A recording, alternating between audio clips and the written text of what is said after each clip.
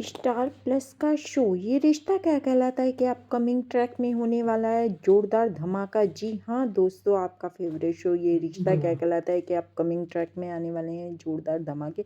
जब आप देखेंगे कि माधव देख लेता है सीसीटीवी कैमरे में विद्या की चाल, तो दोस्तों वहीं पर आप देखेंगे कि माधव दादी सा के सामने विद्या की चाल का भांडा फोड़ देता है और अरमान यह बात सुनकर शॉक्ड हो जाता है। तब माधव बड़ा फैसला लेता है अभीरा और वानी को घर बुलाने का। जी हाँ दोस्तों, ये रिश्ता क्या कहलाता है कि अपकमिंग ट्रैक में होने वाले हैं जोरदार धमाके। आपने जैसा कि फ्लैशबैक में देख ही लिया है कि विद्या ने अभीरा के लिए किस तरह से साजिश रची थी, क्योंकि जब अभीरा और वानी का एक्सीडेंट हुआ था तो अभीरा की हालत बहुत बुरी थी, लेकिन फिर भी वह घर आती है और तब विद्या उस पर ताने कसती है, कहती है कि तुम इतने 15 दिन से कहाँ गायब थी, तुम्हें अपने बच्चे और अपने पति के बारे में भी नहीं सोचा, तुम गायब हो गई थी। तब अभीरा विद्या से कहती है कि मेरा और वानी का एक्सीडेंट बहुत ज़्यादा बड़ा हो गया था, जिस कारण मेरी हालत बहुत बुरी थी और मैं 15 दिन से हॉस्पिटल में थी, जबकि वानी को तो अभी तक कुछ भी याद नहीं है। लेकिन विद्या फिर भी अभीरा की बात मानने के लिए तैयार नहीं है और उस पर भी वह उसे खरी खोटी सुनाने लगती है। यह सब बातें जब माधव सीसीटीवी कैमरे में देखते हैं तो उन्हें तब पता चलता है विद्या की सच्चाई।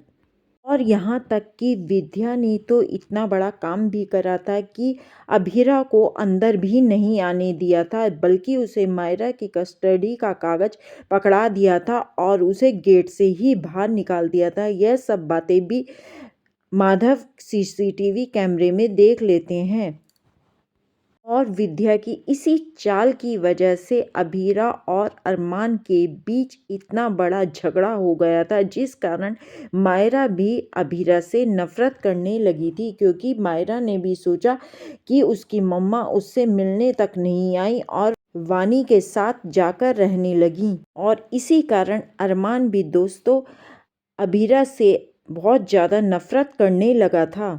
अरमान सोचता है कि मायरा इतने बड़े ट्रॉमा के साथ जी रही है, तब भी अभीरा को मायरा की बिल्कुल फिक्र नहीं है, लेकिन उधर वानी भी ट्रॉमा के साथ ही जी रही थी, जिस कारण अभीरा को वानी के साथ ही रहना पड़ा।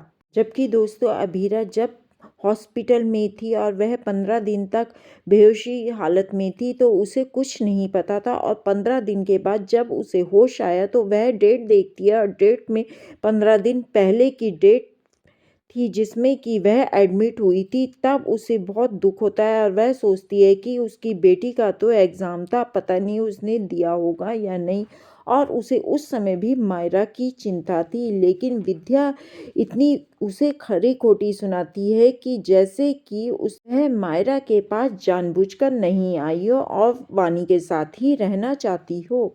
जबकि दोस्तों अभीरा केस भी लड़ती है, लेकिन विद्या मायरा के मन में इतनी अभीरा के लिए खटास डाल देती है कि जिस कारण अभीरा केस हार जाती है।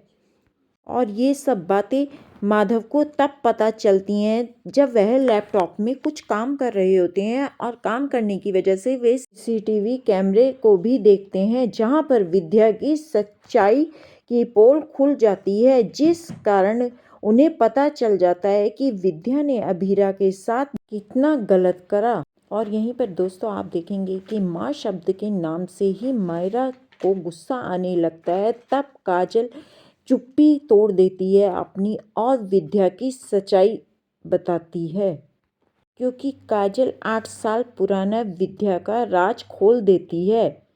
और जैसे ही काजल विद्या का 8 साल पुराना राज खोलती है तो अरमान के होश उड़ जाते हैं विद्या की सच्चाई जानकर। तब दोस्तों अरमान विद्या से कह ही देता है कि आज आपने साबित कर ही दिया कि आप मेरी सौतेली माँ ही हैं।